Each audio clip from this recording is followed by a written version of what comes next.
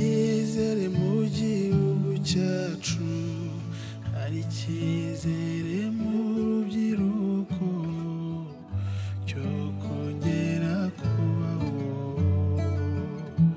kandi tukabaho neza. Ndabona umucyo utamirije u Rwanda, ureke guheranwa